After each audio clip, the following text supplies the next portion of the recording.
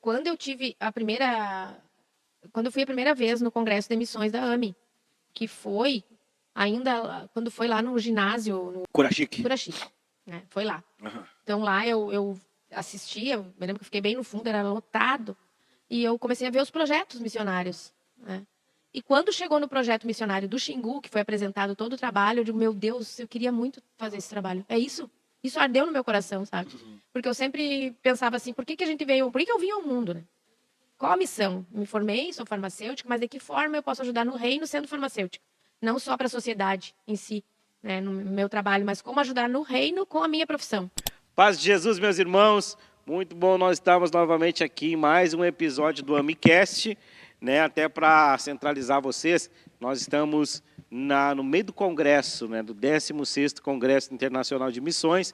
Então é possível que daqui a pouco vocês começam a perceber algum barulho aí, o povo chegando, ligando o som, aquela coisa toda, né? Porque nós estamos gravando, na verdade, hoje dia 15, né? Dia 15 de outubro, dia do professor, inclusive, né? Estamos gravando aqui no meio do congresso. Hoje é terça-feira. Nós estamos no nosso 4º dia de congresso. Vivemos coisas incríveis já. E tem um dia que vai ficar na nossa mente, que foi o dia de ontem, irmão. Vai ficar certamente no nosso coração, a história do congresso da AME, né? Na história das nossas vidas, inclusive. O que Deus fez ontem aqui nesse ambiente foi algo inexplicável.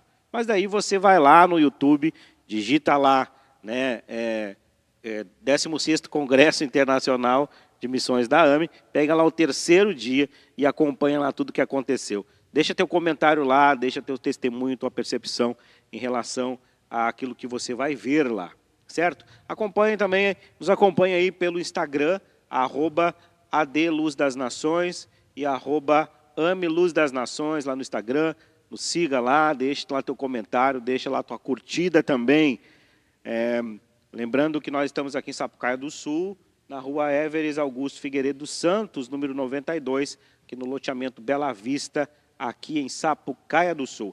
Venha nos visitar sempre às quintas, nós temos nosso culto de avivamento, 20 horas, e domingo nós temos nosso culto de celebração às 19h30. Sábado também tem o encontro dos jovens aqui no Conexão, sábado, 20 horas. Certo? Nos acompanhe por aí, fique por dentro da nossa programação. E hoje nós estamos recebendo aqui, deixa eu justificar uma questão, nós estamos sem a Aline na bancada já há alguns dias, em virtude da nossa programação mesmo, né? Ela está com uma forte demanda de trabalho, e aí ela não tem conseguido comparecer nos dias em que a gente grava. Mas logo a gente consegue ajustar tudo novamente, e a gente retorna com a nossa programação normal. Hoje nós estamos aqui, como vocês já perceberam, né, com a pastora Fabiana, que é da AME, lá em Santa Maria. E hoje nós vamos conversar com ela sobre a plantação da igreja, sobre a missão no Xingu, sobre o processo de conversão, entre tantas outras coisas que a pastora tem para acrescentar nas nossas vidas. Tudo bem, pastora? Boa tarde. Tudo bem, pastor Alessandro. Já aproveitando para dar os parabéns, né? Pelo Dia do Professor. Ah, sim. É uma honra, eu acho. O ser professor é muito importante na vida de todo mundo, né? É mesmo? Porque o médico teve um professor, o advogado teve um professor, todos nós tivemos um professor em alguma fase da nossa vida. Então, essa profissão é de suma importância para a nossa sociedade. Então, parabéns, eu sei quão bom professor o senhor é, né? Muito obrigado. Então, eu lhe parabenizo nessa data. Amém. É uma alegria estar participando, né, pela primeira vez do AmiCast, né, aproveitando que nós tiramos essa semana de congresso, eu, a minha filha, a missionária Marli, para estar aqui em Sapucaia, né? Deixamos um pouquinho a igreja lá de Santa Maria, o pastor Vantuíra, a missionária Grazi, estão à frente lá, né, nesses dias também cuidando de tudo lá. E a gente tirou essa semana inteira para estar aqui, participando e apoiando esse 16º Congresso de Missões. E é uma alegria para mim esse convite, né? De poder estar, assim, falando um pouquinho da nossa Igreja de Santa Maria e de todo o resto. Eu sempre tento aproveitar, né, quando as pessoas vêm, porque às vezes é muita correria, né? Como a senhora é muito longe, né? É difícil marcar agenda, né? Vamos vir de lá de Santa Maria para a gente fazer um podcast aqui, seria bem complicado. Então a gente tenta ajustar nesses dias aqui para a gente ouvir a senhora, ouvir os outros irmãos que vêm.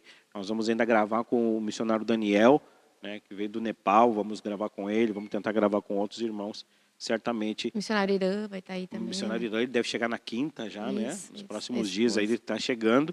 E dentro da medida do possível a gente vai organizando aqui a agenda para gravarmos aqui para a edificação do corpo.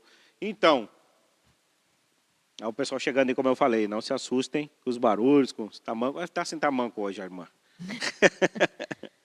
Vamos lá. Pastora Fabiana, então, a senhora converteu. Como foi esse processo de conversão na sua vida? Quantos anos foi isso? Eu me converti há 21 anos atrás. Né? 21 anos atrás. Lá em Santa Maria? Lá em Santa Maria. A gente sabe que a maioria das pessoas se converte na dor, né?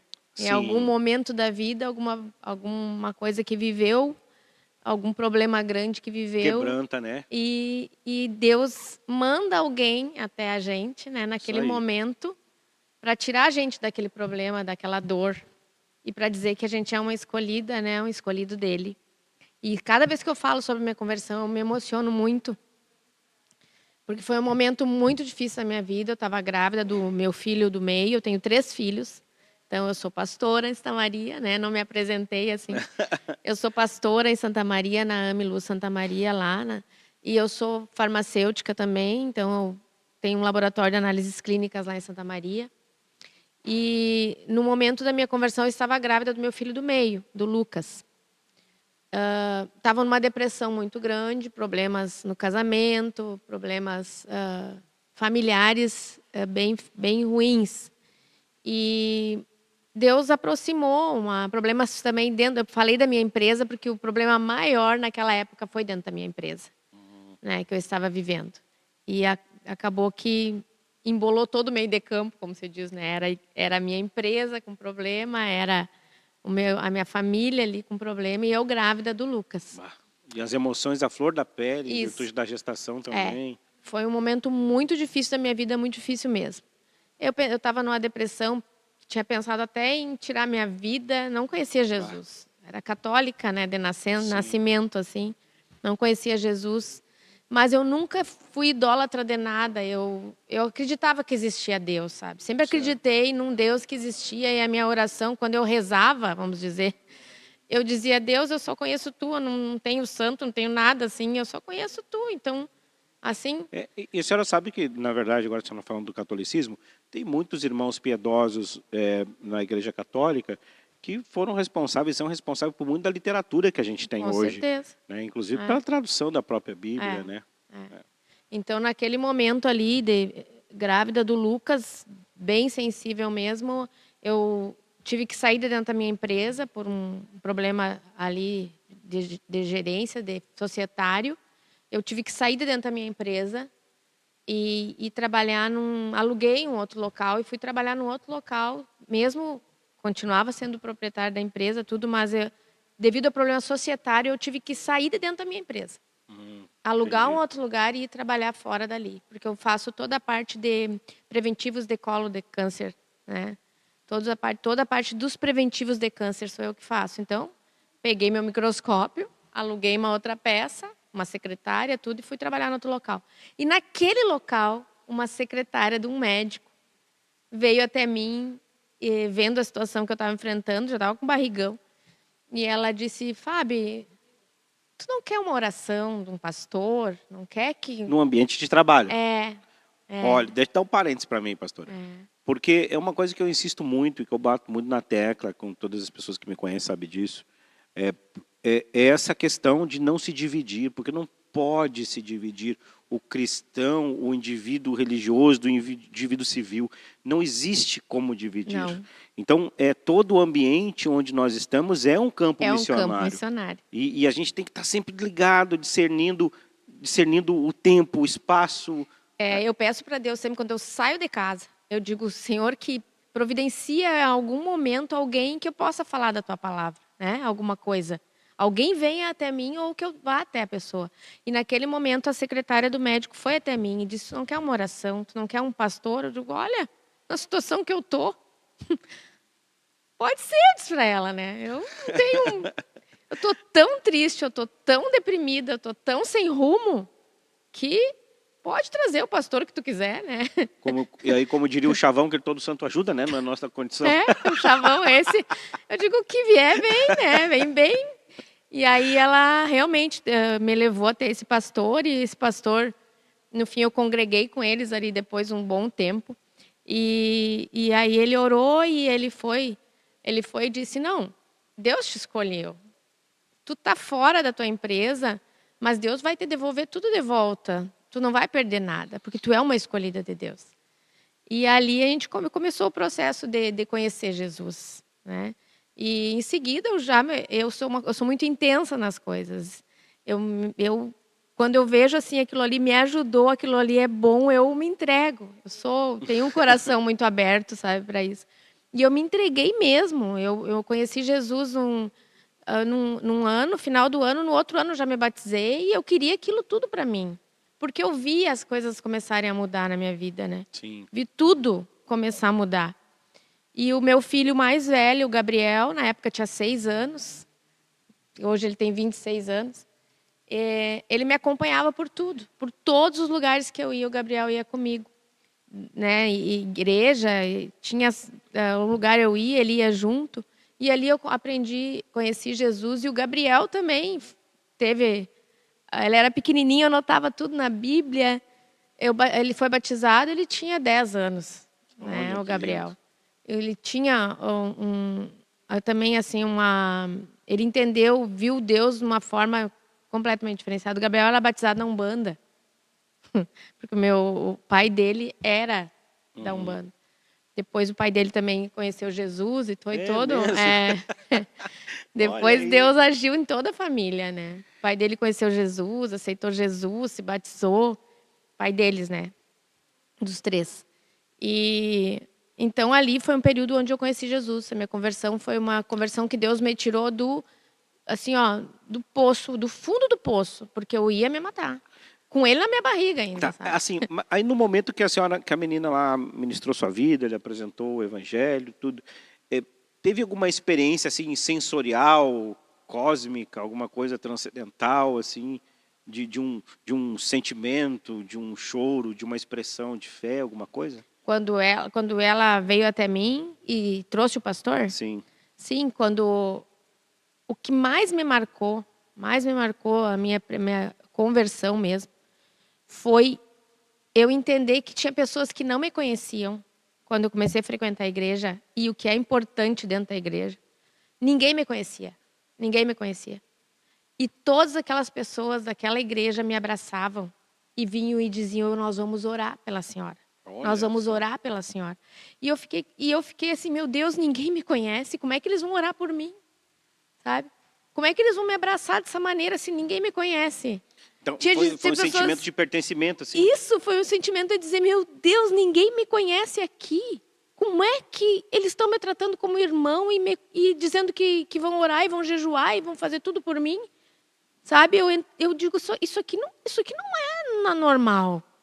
Sabe? Porque a gente vive num mundo que ninguém dá bola para ninguém. Isso aí, eu gostei disso, não é normal. Eu vivia num mundo, pastor, eu sempre tive uma condição financeira muito boa.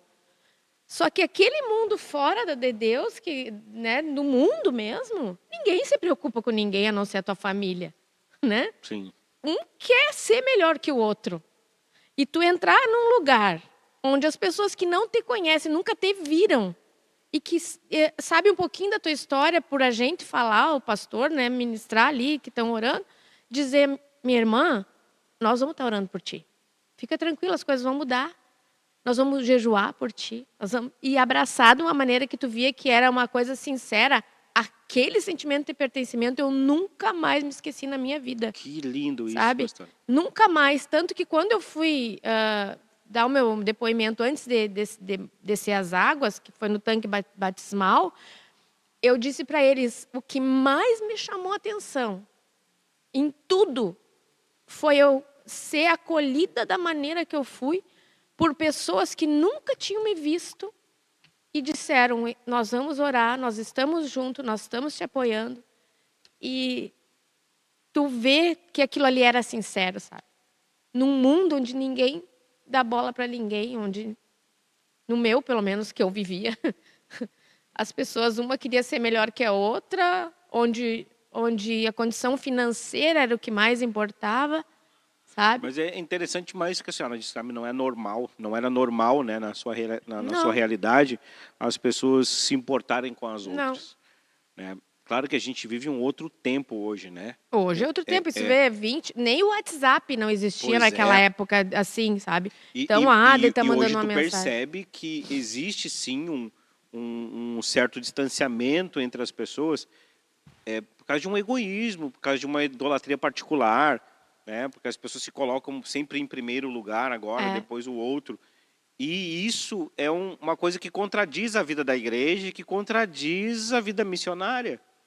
Porque completo. o missionário ele não pode se importar consigo, Com né? certeza, é. Ele entregou sua vida pelos outros, né? Não em sacrifício, mas entregou em nome da missão de Deus, né? Em nome do seu chamado, em nome de entender que o evangelho tem que ser partilhado, né? E isso eu vi, e isso mudou realmente a minha vida dali para diante, eu entender aquele amor que foi me dado sem querer nada em troca, Que coisa. sabe? Pela igreja. Porque o mundo que eu vivia, as pessoas, além de uma querer ser melhor que a outra, um querer ter mais coisas que o outro, ainda alguém que se aproximava de ti normalmente é porque quer alguma coisa em troca. Sim. E ainda eu era meio arisca, assim, sabe? A- Quando vinha, eu digo, será que quer alguma coisa? Será? Sabe? Eu Sei. era meio arisca em relação a isso, mas aí eu digo, daí, não, Como é eles que diz não. aquele ditado? Gato escaldado, né? É, gato escaldado tem medo, viu? Não De é água ditado, é fria, é. água fria. E aí, mas depois eu vi que aquilo ali era sincero, né? E que fez muita diferença na minha vida, naquele momento de depressão que eu estava enfrentando, sabe? Aí demorou ainda um período para a senhora sair da questão da depressão. Eu me batizei em julho, 2000 e faz 20, foi em 2000 e deixa eu fazer as contas, nem sei, faz 21 anos, 21 20 anos. anos que eu me batizei. Então, Já nem sei onde está. 2004, 2004. 2004, né? Em 2004 me batizei, o Lucas nasceu em janeiro de 2004. Em julho de 2004 me batizei. Só esperei ele nascer Me batizou. e me batizei. E E de lá para de cá lá para foi cá, nunca mais, pastor. Nunca mais eu saí, eu me desviei, eu parei. Nunca. Essa caminhada de 26 anos de conversão, em momento algum da minha vida, eu me desviei dos caminhos do Senhor. Que Eu lindo. parei na caminhada. Claro que tem altos e baixos. Sim. Né? Tem momentos que tu tá muito, ainda mais no início da conversão, que tu tá Claro. conhecendo, A gente tem as mas crises, né, que faz jamais, parte da vida, né? mas jamais. Ali eu vi começar a mudar muita coisa na minha vida. Deus me devolveu a minha empresa, sabe? Hoje é a empresa que eu trabalho, né? A minha empresa tem 24 anos, Olha aí. né? 24 não, 26 anos, Sim, porque foi ela já bem no existia início, antes, foi bem no início. E então ali foi um período assim, ó, que E a senhora sempre ficou em Santa Maria. sempre Santa Maria. Eu conheço Santa Maria, eu plantei igreja em Santa Maria no meu período de seminário, no bairro Medianeira, Sim.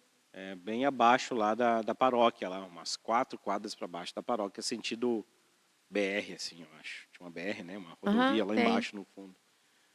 Tinha um bairro ali, um bairro Medianeira mesmo, eu acho. Era ali mesmo que eu fiquei ali um bom tempo ali. É perto de onde eu moro. Fiquei ali, eu era moleque, assim, eu devia ter o quê? Uns 17 anos, eu acho. Naquele período todo, assim, a missão era muito efervescente nos nossos corações. Então, eu me lembro que eu fui para eu entrei na missão por umas questões de vulnerabilidade social, né? Os missionários bateram na minha casa, aí eu encurtando o assunto, né? Bateram na minha casa, eu fui para a igreja, eu tive uma experiência com Jesus, em virtude da realidade que eu vivia. Minha mãe passou, eles me acolheram com autorização documentada da minha mãe e tudo. E aí eu fui morar no seminário, fui morar na base missionária. E aí lá eu fiz todo o processo de treinamento missionário desde os meus 15. Dos 15 até os 21 eu fiquei internado. Imagina. E Bem aí, novinho, menino. e aí nós fazíamos o período interno de escola e depois nós ficávamos um período prático. Então era praticamente 6 e 6, assim, 6 meses interno, 6 meses prático, 6 meses interno, 6 meses prático. E aí Santa Maria foi um dos lugares que eu fui tirar férias de um pastor lá e fiquei lá uns 4 meses, eu acho, na planta da igreja. E Que legal. tem umas experiências bem legais em Santa Maria, assim, de evangelização, com ciganos principalmente. Tem bastante ciganos. Eu ia muito com os ciganos. Lá embaixo, inclusive no bairro Medianeira, tinha um monte de casas, assim, umas casas, uns sobrados. E os ciganos eram tudo deles, aquelas casas, né? Não tinha móvel nenhum dentro da casa. É onde eu moro ali. Umas redes, assim e tal. E aí eu ia para lá. Hoje não tem, hoje tem muito poucas casas ali que são de cigano, mas ainda tem. Mas era naquela região que a senhora mora. Olha só que legal. E aí foi aí assim que eu conheci Santa Maria. Ok. Aí, quanto tempo depois a senhora teve o entendimento do chamado missionário, pastor? Quando eu fui a primeira vez no Congresso de Missões da AME, que foi ainda quando foi lá no ginásio, no Curachique. Foi lá. Então lá eu assistia, me lembro que eu fiquei bem no fundo, era lotado, e eu comecei a ver os projetos missionários, né? E quando chegou no projeto missionário do Xingu, que foi apresentado todo o trabalho, eu digo, meu Deus, eu queria muito fazer esse trabalho. É isso? Isso ardeu no meu coração, sabe? Porque eu sempre pensava assim, por que eu vim ao mundo, né? Qual a missão? Me formei, sou farmacêutica, mas de que forma eu posso ajudar no reino sendo farmacêutica? Não só para a sociedade em si, né, no meu trabalho, mas como ajudar no reino com a minha profissão. E aí eu vi o projeto do Xingu, vi a dificuldade tanto de alimento, quanto também o problema de saúde deles, né? Gastrointestinal, problema de pele, tantos problemas ali da malária, de tanta coisa. Eu digo, eu como farmacêutica poderia ajudar bastante, pensei assim, se eu fosse para lá. Mas eu nem conhecia o pastor Wagner, eu digo, não, isso só passou na minha mente, não vai acontecer, né? Mas queimou? Queimou muito o desejo. E aí eu me lembro que foram para Santa Maria fazer um trabalho na igreja que eu no caso, eu ainda congregava. O pastor Wagner foi lá e levou o pessoal do Xingu, levou o trabalho para apresentar. E eu disse, olha, pastor, o meu pastor na época, se precisar da minha casa para hospedar alguém, que tá aberta para hospedar. Quem é que foi se hospedar na minha casa? Justamente a missionária da época do Xingu. Do Xingu. E aí eu hospedei ela ali, e ali surgiu a oportunidade, né, de conversar mais a respeito, saber mais. E aí eu fui até o pastor Wagner depois, de conhecer um pouquinho ele, e eu disse, pastor, o dia que eu pudesse, né, oferecer, eu queria fazer um trabalho no Xingu. Eu tiraria minhas férias, meu tempo de férias, para fazer o trabalho no Xingu. Aí eu me comprometo de levantar um valor aqui em Samaria, me comprometo de ir, o senhor não vai ter despesa, mas eu queria muito, porque esse trabalho ardeu muito no meu coração, ganhou meu coração. Aí ele disse, tá, vamos ver, Fábio, vamos ver. E acabou que ele disse, tá, se tu quer ir, a gente vai providenciar e tu pode ir. Aí eu fiz todo um trabalho em Santa Maria, né, de levantar recursos. E qual era a ação específica lá no Xingu? Alimento que nós levamos lá. Alimentos. Eu levei o recurso lá, eu providenciei. Porque como era a primeira vez que ia ser feito isso, foi mais trabalhoso. Depois a segunda foi mais fácil, a terceira mais fácil ainda, a quarta, sabe, eu estava bem. Então a primeira vez eu comprei todos os alimentos quando cheguei lá. Tive que procurar onde comprar, né? Tudo, comprei, montamos a cesta. Tem uma cidade base lá, né, que ficava o missionário na casa de uma senhora que acolhia lá. Primeiro nós íamos até lá de barco, depois todo um trabalho até chegar, né, nas cidades. E daí lá eu comprava todo o material, todo o alimento, montava a cesta básica e nós íamos com os barcos menores no rio afora, Aí entrando nas casinhas, fazendo esse trabalho de entregar alimento, orando. E aí eu, como farmacêutica, a gente levou medicamento. Eu posso, né, Pode ministrar. posso ministrar, posso ensinar eles a usar. E aí a gente fez esse trabalho de ver o que eles estavam enfrentando ali, se era problema intestinal, se era febre, se era... E poder ajudar E qual é o eles principal problema de saúde lá, naquele período que tu foi? Aquele período de gastrointestinal. É. E problema de pele. Então, você tratava com soro, com coisa assim? Aí a gente levou soro. Mas a gente ensinou eles a fazer o soro caseiro, né? Ah, sim. A gente ensinou eles a fazer o soro caseiro, como usar o soro caseiro. E também eles foram... Como lá eles cultuam muito, eles têm muito de usar ervas, né? De usar ervas. E a missionária, na época, ela sabia muito sobre a parte da fitoterapia, né? Ela ensinava também a parte dos fitoterápicos para eles. Né? Porque os remédios alopáticos que a gente leva em farmácia, eles não têm condições de chegar até. Sim. É muito longe, né? Então, a parte de fitoterápicos para eles era mais E é viável. muito distante, assim, da cidade base até o último lugar que tu foi? A gente ficava uma semana de barco nos rios. Uma semana? É. E dormia como? Nas Dormia aldeias? nas redes, dentro do barco. Dentro do barco? É. Ah, então não era um barco baixinho, Era um barco estruturado, o primeiro barco. Aham. O segundo barco, no caso. Que a gente descia o rio. Até porque baixinho era perigoso, né? Os rios de lá são São muito largos, são muita muito largos, correnteza. muita correnteza. Então, entendi. para te chegar, tu ia no maior. Aí, se precisasse ir a casas que o barco não entrava, daí sim a gente pegava os menorzinhos, Entendi. as rabetas que chamavam. Então o E barco tem uma aí- certa estrutura, sim. Tem uma certa estrutura. Daí a gente botava as redes, não tem quartos. Sim. Botava ao ar livre, né? Uhum. Botava as redes e dormia nas redes. Que coisa, gente. E isso também para mim foi uma coisa assim, eu saí completamente da minha zona de conforto, né? Mas imagina. Eu nunca tinha dormido em rede, nunca.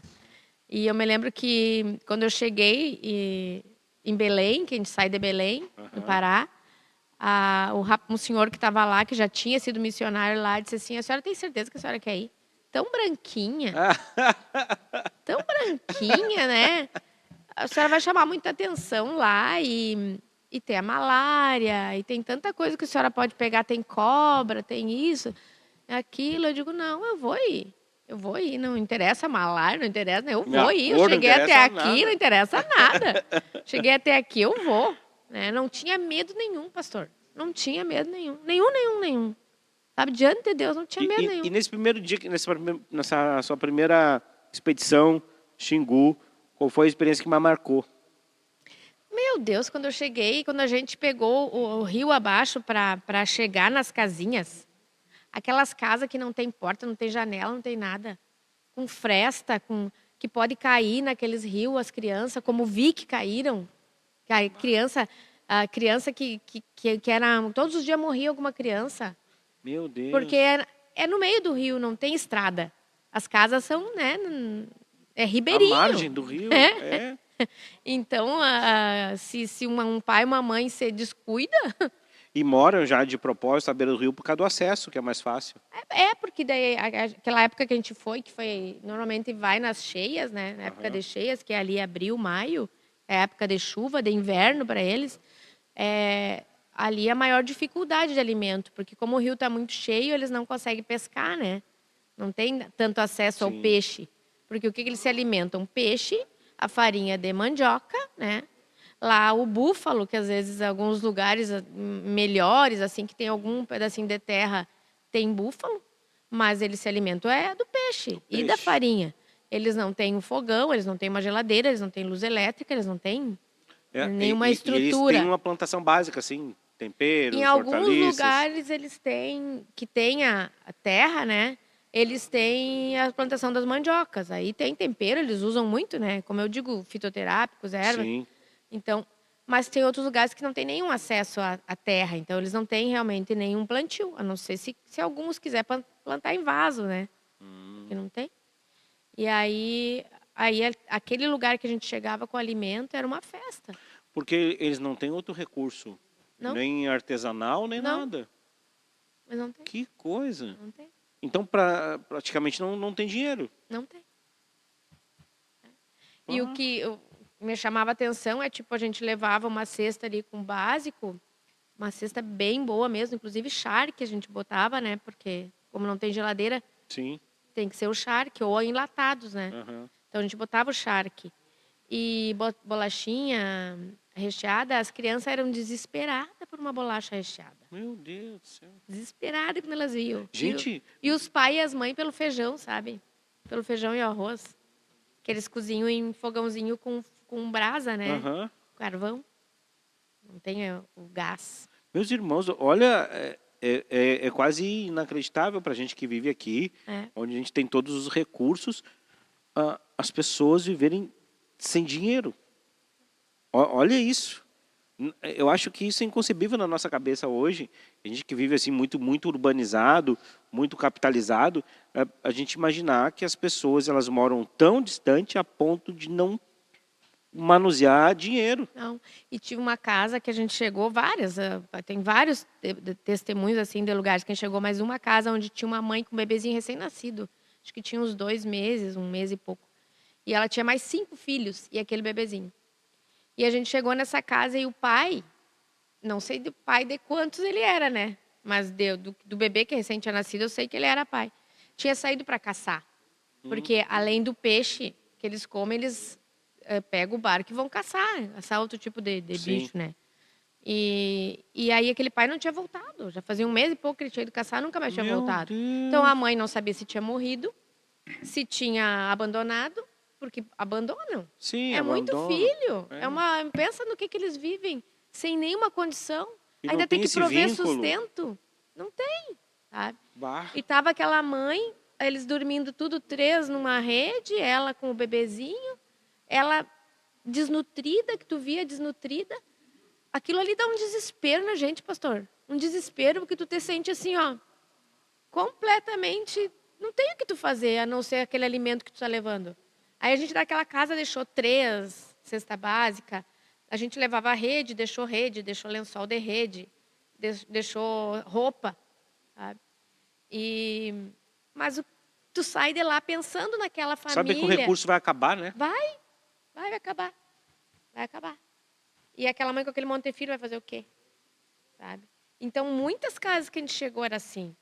E eu saí de Santa Maria, vamos dizer, nunca imaginando do que eu ia Uma encontrar outra lá. realidade, né?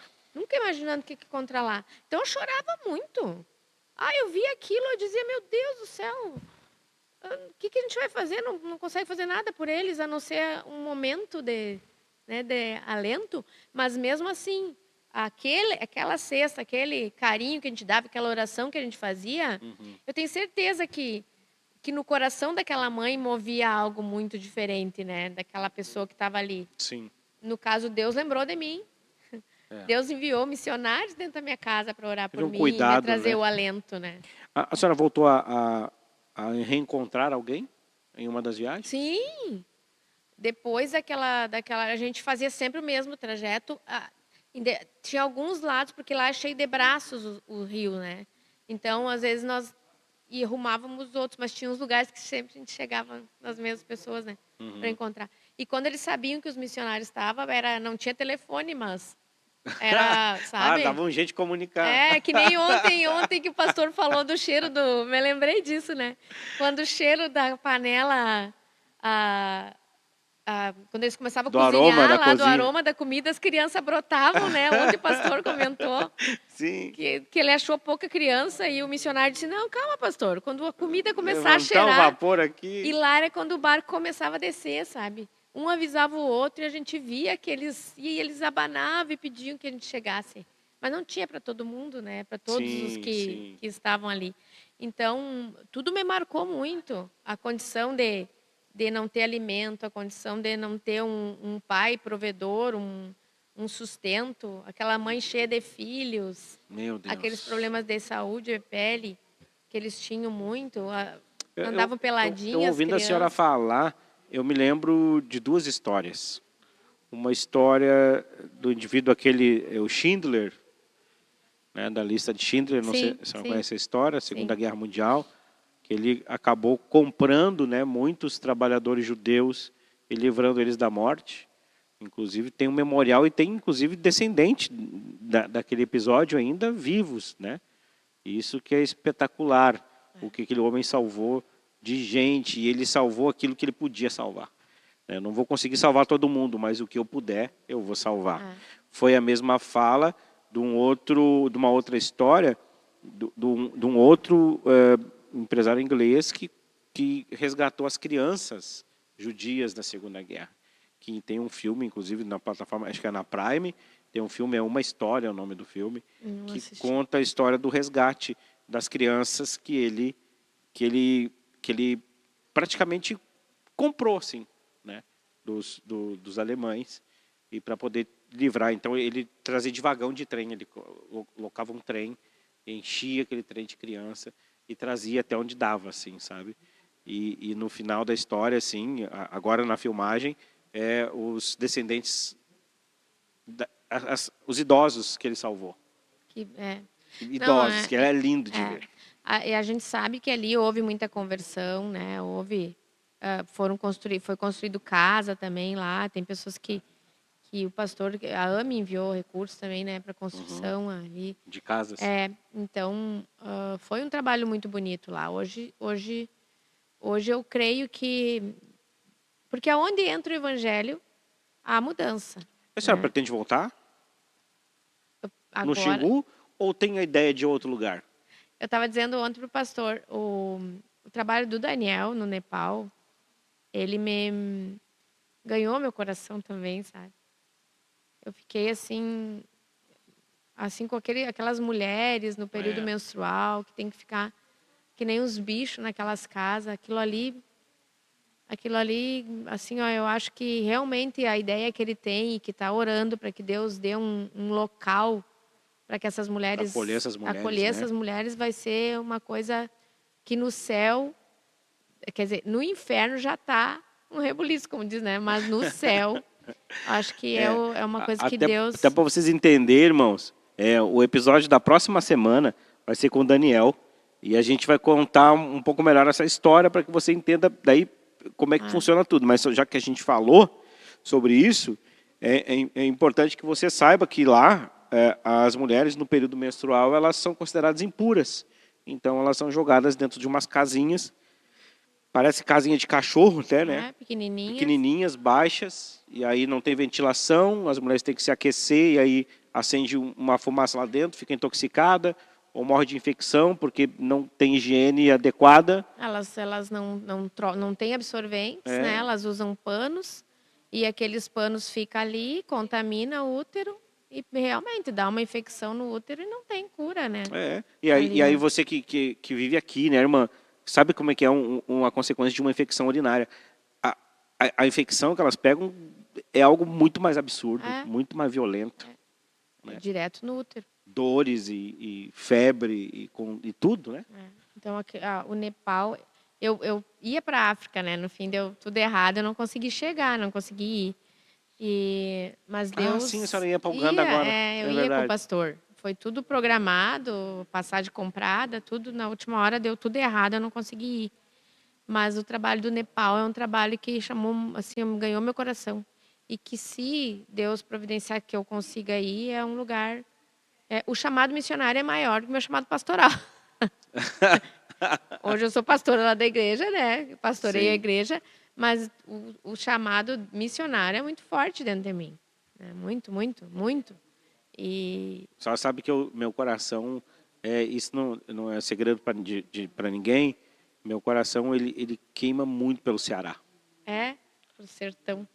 O Ceará, assim, eu choro diante de Deus intercedendo pelo Ceará. O Ceará é minha paixão, assim. Sabe?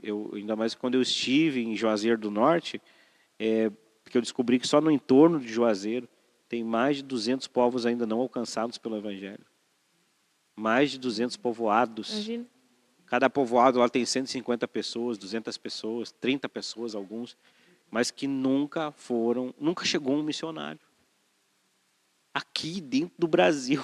Dentro do Brasil, Que coisa, né? Uma vergonha para nós. Então eu fico assim, eu sei que eu não tenho chamado para o exterior, assim, não tenho, sabe? Eu estou bem consciente disso, que a minha questão é muito mais local e o Ceará é o que eu clamo a Deus para que eu tenha a oportunidade de ir para lá um período, sabe? Eu quero ir para o Ceará, eu quero ir mesmo, sabe? É algo que queima demais em mim. Como é que Deus faz, né? É. Eu não tenho chamado para o Ceará, mas o E, Nepal... e pro sertão do Cariri ainda, não é? É. Não é para a beira do mar. Pro sertão, então, vamos ver o que é que hoje, tipo, para mim sair, fazer missão não pode ser um período longo, eu tenho que ir e voltar, não posso Sim, ficar. tem que ser expedições Tem que mesmo, ser né? expedições mesmo, né? Que legal, pastora. E aí a senhora já, desde que ouviu a história ali que o missionário Daniel contou, já começou a prospectar alguma coisa no seu coração? Já comecei a orar pelo Nepal, que nem o senhor está orando pelo sertão. Senhor, eu acho que não era a África lá mesmo que eu Não queria era, ir, não era não. para lá. Não era, não. Sabe que a Gabi, ela tem um chamado missionário e ela tem muita consciência disso. Desde muito nova ela tem consciência disso. Só que ela, claro que por meu incentivo e da mãe dela, mas ela também tem consciência disso, de que ela deveria se estruturar profissionalmente, entendeu? Para até contribuir de melhor forma Isso. no campo, né? De ser mais intencional nas ações e tudo. Agora, esse ano, ela vai trancar a faculdade agora, no final do ano. Ela está fazendo direito. Ela termina o 5º semestre, eu acho, agora. Ela termina o 5º e tranca por um ano e vai viver um período sabático na vida dela para fazer missão. Essa é a intenção dela. E aí eu espero que, se Deus quiser, que ela conclua a faculdade, né? Sim, é importante. Mas eu acho difícil, depois de ficar um ano imersa, voltar para a vida acadêmica. A Helena, minha filha mais nova, tem hoje 13 anos e ela sabe também do chamado missionário, tem certeza absoluta disso. Mas ela pretende fazer primeiro faculdade, né? Fazer medicina para ir para atuar missão Até especificamente na porque área abre da mais saúde. portas, né? Eu estava conversando com uma missionária agora que está indo para o Mali. Ela esteve aqui na nossa imersão no sábado durante o dia. Ela está indo para o Mali trabalhar numa escola que ela conseguiu que abrisse uma porta para ela porque ela é pedagoga. E aí ela conseguiu entrar no Mali, que é um dos países fechados para o evangelho, porque ela é pedagoga. E a Helena entende que ela como médica, né? Então ela vai se preparar como médica para o chamado missionário. Aí eu acabo percebendo, né, pastora, que as áreas de influência, na verdade, é mais nisso. Sabe? A gente não vai conseguir transformar o planeta. Não. Mas a gente vai ganhar muita gente para Jesus. Então, se a gente atuar de acordo com a nossa especialização, é um campo vasto para atuação missionária. Por isso que eu sempre peço para Deus, eu digo, Senhor, eu me formei na área da saúde, me profissionalizei ali como farmacêutica, fiz pós-graduação na área de prevenção de câncer. É mulheres, né? É toda uma parte que a gente pode trabalhar com mulheres. E aí eu estou contribuindo no quê como a minha profissão? Sempre eu peço isso para Deus, eu preciso contribuir com a minha profissão. Claro que eu sei também que como empresária, o desejo do meu coração é investir na missão através da minha empresa, né? E precisa também, né? É um conceito muito interessante esse da empresa missional. Eu estive em Brasília fazendo uma formação e lá eu ouvi pela primeira vez essa expressão empresa missional.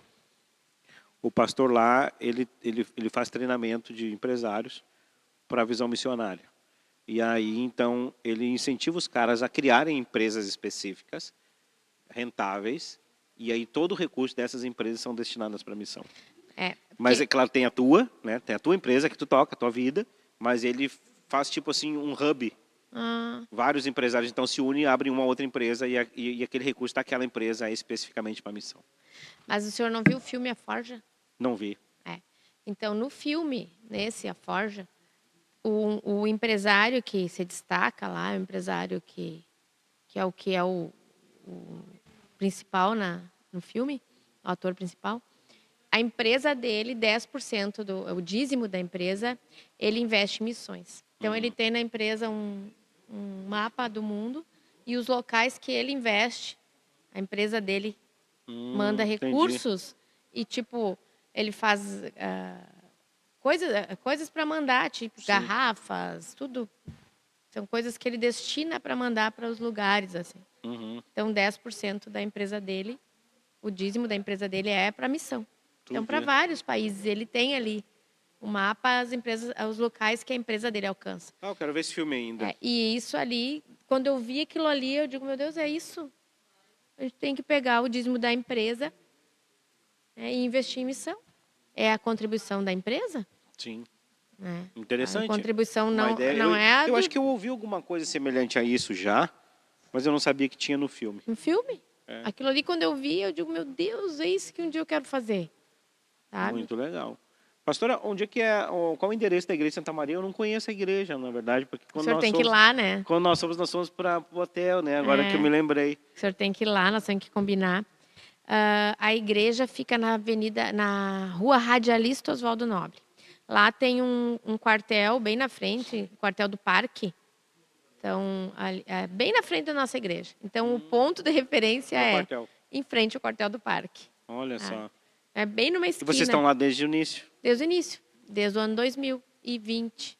2020. É, 4 anos. 4 anos. Lá na AME, Luz das Nações, em Santa Maria. É.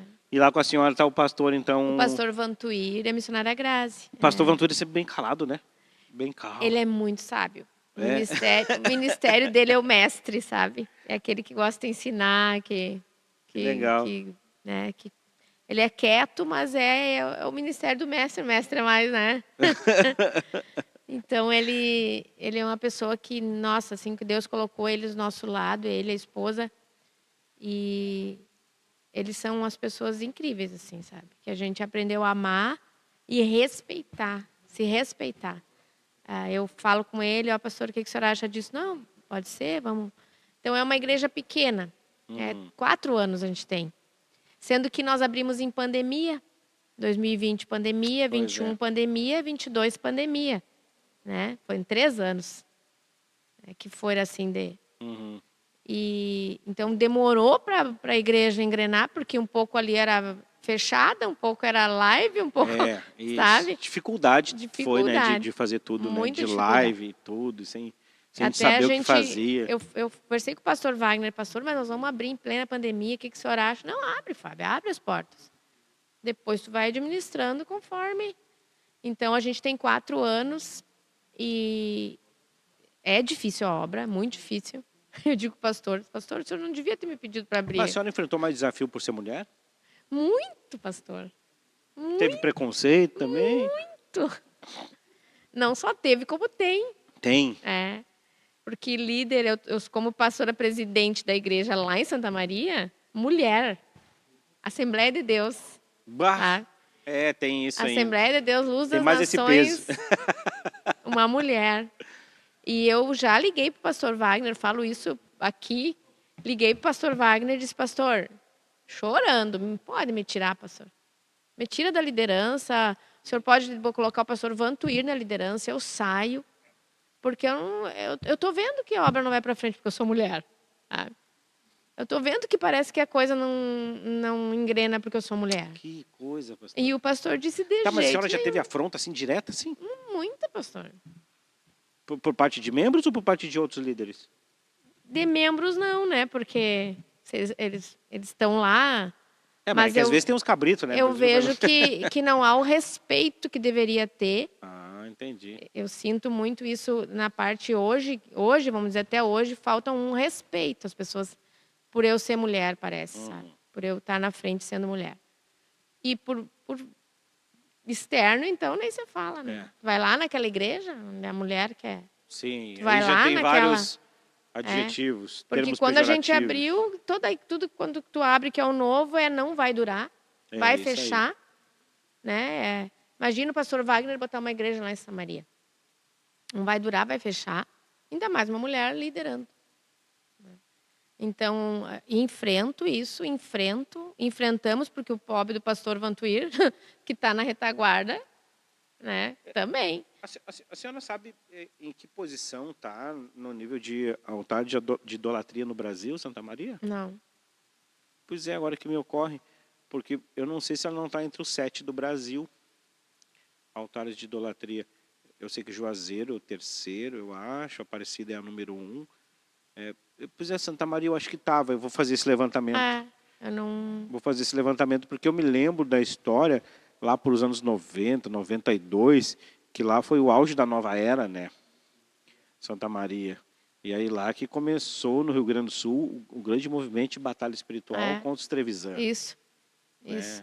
Joãozinho, É. a turma toda do Liberta-me, Azaf Borba, toda aquela turma. Exatamente. Foi tudo ali, né? Eu não sei mesmo se não tá. Agora que me ocorreu isso. É. É interessante. Eu me lembro que na procissão de Medianeira, nós fazíamos muitas ações missionárias de evangelismo durante a procissão. Porque eu vim de uma influência de Jocum, né? Então, eles são muito criativos. Muito criativos. Teve um episódio, inclusive, foi em Rio Grande, um ano que nós fomos fazer um impacto de evangelismo em Rio Grande, no dia 2 ali, né, dia do feriado da santa deles lá, que nós botamos tendas, junto com as tendas da religião do Candomblé.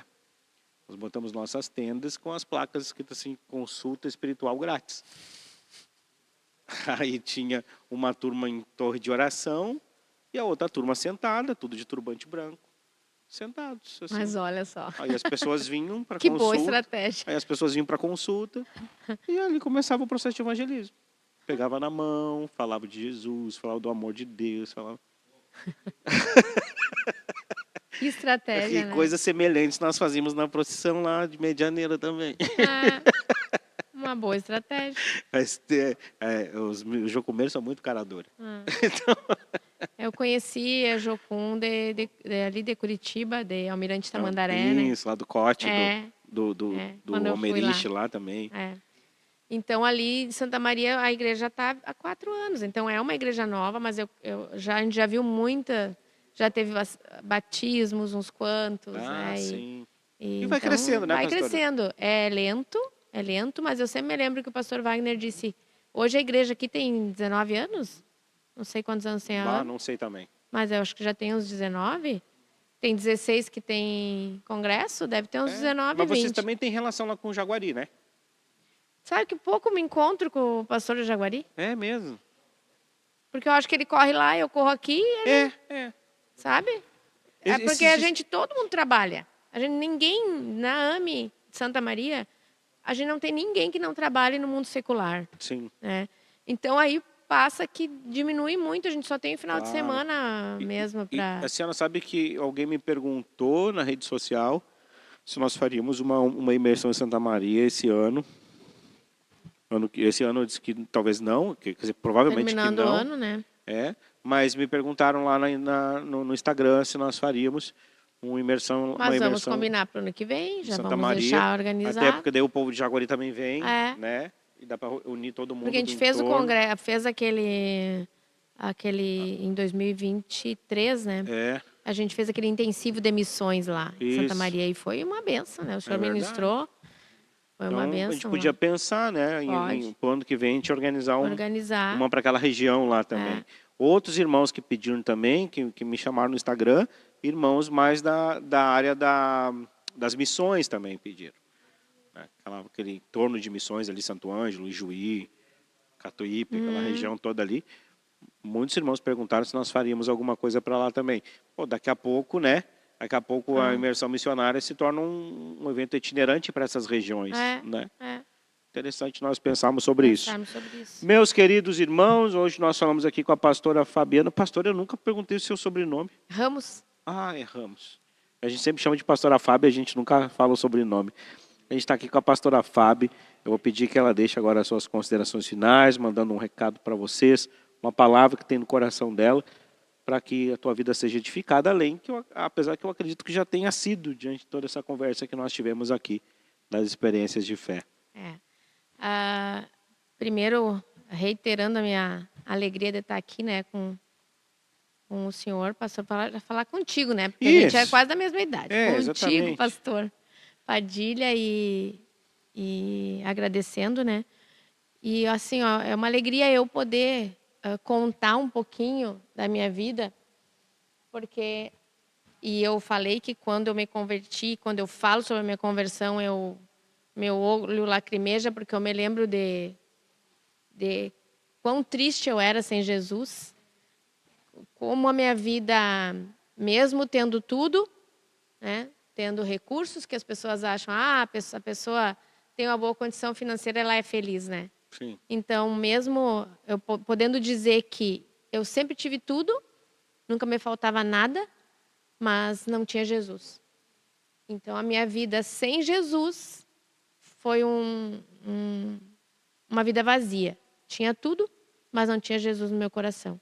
E desde o momento que eu conheci Jesus, né, que ele entrou na minha vida e ele começou a mudar a Fabiana, né? Mudar a Fabiana por dentro, curar, transformar, fazer com que a Fabiana veja e entenda a vida sobre outro ângulo, sobre o próximo, sobre cuidar, sobre dar amor. Isso mudou muito, muito, muito. Jesus mudou completamente a minha visão, né? A minha visão. É de que nem Paulo, quando né, que teve que ficar 3 dias olhando para dentro de si, sem visão, né? Então, e quando os olhos dele se abriram, ele foi, né? Ele é uma pessoa que a gente lembra até hoje, Viu a glória do Senhor. né? Viu a glória do Senhor e tudo que ele fez. Então, eu acredito que quando a gente abre os olhos e entende o que Deus tem para nós fazermos nessa terra, que a gente não veio a passeio, que a gente não veio para conquistar grandes coisas, que é muito bom ter tudo, é muito bom trabalhar, é muito bom Mas conquistar. não é sobre isso, né? Mas não é sobre isso, né? Quando isso muda dentro da gente, a gente realmente aí sabe o que é ter a alegria e ter a paz que Deus tem para nós, que é aquela que excede todo entendimento, né? Que é a paz que mesmo em meio às tuas dificuldades, não digo que a gente não enfrente, eu enfrento muito problema. É, isso aí. Eu como empresária, como pastora, como mãe, eu enfrento todo dia alguma coisa. A senhora sabe que eu digo que eu gosto de afirmar isso sempre que falo, porque se nós fôssemos os crentes, os evangélicos, de acordo com as pregações que estão em voga hoje, como diria minha mãe, nós seríamos uns crentes frustrados, pecadores, bem como os de Hebreus. Os heróis da fé de Hebreus, todos morreram frustrados pela visão do evangelho que é pregado hoje. Porque morreram de fome, pobres, miseráveis, agredidos, degolados, presos, humilhados, maltratados, amando Jesus e felizes, assim como Estevão também, que sorria enquanto estava sendo apedrejado. Então, a visão que a gente tem hoje é que a gente não é sobre a gente realmente. E quando a gente começa a participar da obra missionária, ver o próximo, né, toda a dificuldade que eles enfrentam, a gente vê que se a gente não fizer nada pelo outro, que a gente não mudar a nossa visão, né, de querer estender a mão, de parar com mimimi, qualquer coisinha machuca, qualquer coisinha sai da igreja, qualquer coisinha... As pessoas estão, como é que se diz, os antigos diziam, melindrosas, né? Melindrosas, assim. Não é, o evangelho vai muito além de tudo isso. A maturidade nos leva a enxergar o próximo muito mais do que a gente enxerga nós mesmos, né? A querer a dar muito mais do que receber. A gente tem que ser criança, mas não na imaturidade, mas na dependência, né? Na dependência, A dependência, a gente tem que ser criança, né? Mas no crescimento do evangelho, no crescimento nosso com Deus, na maturidade de saber que Ele é um Pai maravilhoso, que Ele muda a nossa vida, que Ele transforma, que isso é tudo de bom pra gente, né? Que bom. Então, o que eu tinha antes de conhecer Jesus era uma vida que tinha tudo, mas era vazia. Hoje eu posso passar por todas as dificuldades, como empresária, que a gente sabe que os empresários hoje estão passando, né? Pós-pandemia, pós-inundação, pós tudo que a gente tem enfrentado. Então, posso estar passando por momentos difíceis hoje, Mas eu sei que Deus está no controle de tudo. Amém. E isso é só com Jesus que a gente sabe. Senão a gente está desesperado e tanto empresário tirando a vida, tanto empresas fechando, tantas coisas acontecendo nesse mundo. Né? Mesmo. Então hoje eu sei que posso estar passando por dificuldades, mas eu sei que Jesus está comigo e sei que isso tudo vai passar. E que Ele está trabalhando na minha vida e que tudo contribui para o bem. E isso, as pessoas que não conhecem Jesus acham que a gente é louca. Acho. Né? Tu é louca. Pensar assim. Que é inexplicável. Tu né? é louca deitar tua cabeça no travesseiro e dormir a noite inteira. Né? A gente dorme, irmãos. A gente dorme a noite inteira. Porque a gente sabe que Deus está conosco. E pode estar na situação mais difícil que seja, a gente sabe que Deus está com a gente e que aquilo vai passar e que aquilo vai fazer parte da tua maturidade. Né? Tanto espiritual como tudo, em todas as áreas Deus trabalha.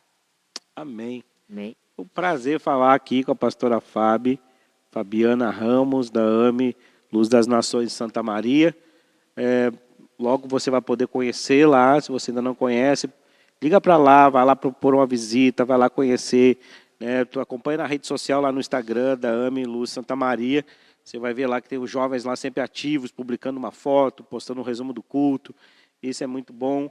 Nos acompanhe lá também, né, meus irmãos, para você ficar por dentro de tudo que está acontecendo lá na vida da igreja em Santa Maria.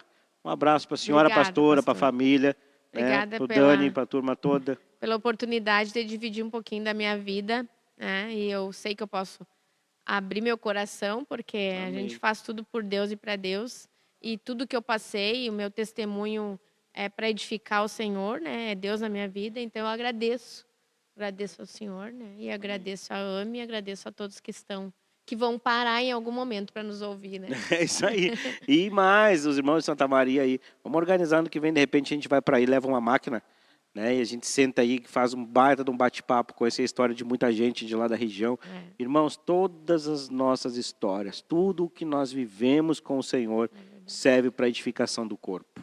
Então não se cale, fale, testemunhe, abra, solte o verbo. E edifique a vida dos outros. Amém. Em nome de Jesus, até a próxima semana, se Deus quiser.